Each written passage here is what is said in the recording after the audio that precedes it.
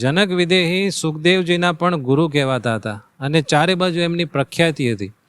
તો એક વખત બે વિદ્વાનો જનકજી પાસે આવ્યા અને એમને પ્રશ્ન પૂછ્યો કે આપ વિદેહી કેમ કહેવાઓ છો? લોકો એવું કહે છે કે આપ રાજ્ય કારભાર કરો છો અને રાણીઓ અને પુત્ર પરિવાર સાથે આ સુખ સાહેબી ભોગવો છો, છતાં તમે એમાં ક્યાંય બંધાયેલા નથી. તે વાત સાચી છે કે ખોટી છે? જનક રાજાએ કીધું કે ભાઈ તમારે એ વાત પ્રેક્ટિકલ જાણવી છે? તે કે હા, અમે જાણવા માટે જ આવ્યા છીએ ને. જાણી છે, પાક્કું છે ને? તો કે હા. તરત જનક રાજાએ તાળી પાડી, બે સૈનિકોને બોલાવ્યા અને કીધું કે આમને કેદમાં નાખો અને 2 દિવસ પછી આમને ફાંસીની સજા હું ફટકારું છું. એટલે બંને વિદ્વાનો ફફડી ગયા કે આ શું થયું. જનક રાજાએ કહ્યું કે આ બંનેને 2 દિવસ માટે રહેવા માટે ઉત્તમ મહેલ, સગવડો, સુખ, તમામ પ્રકારની સુખ સુવિધા આપો. પછી એ બંનેને લઈ જવામાં આવ્યા. સારામાં સારા ઉત્તમ રાજમહેલમાં રહેવાની વ્યવસ્થા કરવામાં આવી. સગવડો, ખાવું પીવું, આ છે તે છે, કોઈ પ્રકારની સુખ સાહેબીમાં ખામી નહીં. એ રીતે 2 દિવસ સુધી રાખવામાં આવ્યા. પણ ઓલા બંને વિદ્વાનોને એક ધારી ફાંસી જ દેખાય. પછી 2 દિવસ પૂરા થયા ત્યારે જનક રાજાએ બંને વિદ્વાનોને બોલાવ્યા અને કીધું કે ભાઈ 2 દિવસમાં તમે કેવું સુખ માંડ્યું?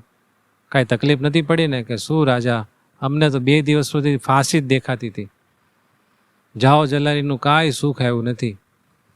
ત્યારે જનક રાજાએ કીધું કે જેમ તમને મોત દેખાતું હતું તો હું તમને સામેથી રાજમહેલ, સુખ સાહેબી, પંચ વિષયના સુખો બધું આપવા માટે તૈયાર હતો, તમે ભોગવી શકો તેમ હતા, છતાં તમને ક્યાંય રસ પડ્યો નહીં.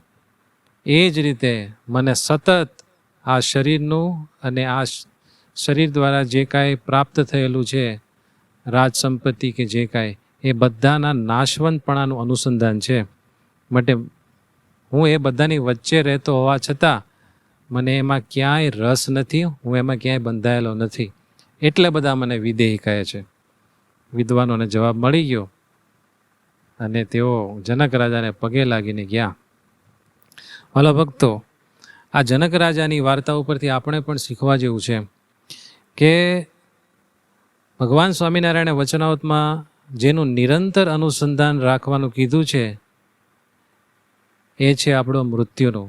શ્રીજી મહારાજ એવું કહેતા કે આ ઘડીને આ ક્ષણે મરી જવું છે, એમાં ઘડીનો વિલંબ જણાતો નથી. એવું નિરંતર દેહના નાશવંતપણાનું અનુસંધાન રહે છે. એમ જો આપણને અનુસંધાન રહે તો આપણાથી ભજન થઈ શકે અને આ સંસારના સુખોમાંથી આપણું મન ઉખડી શકે. જય સ્વામિનારાયણ.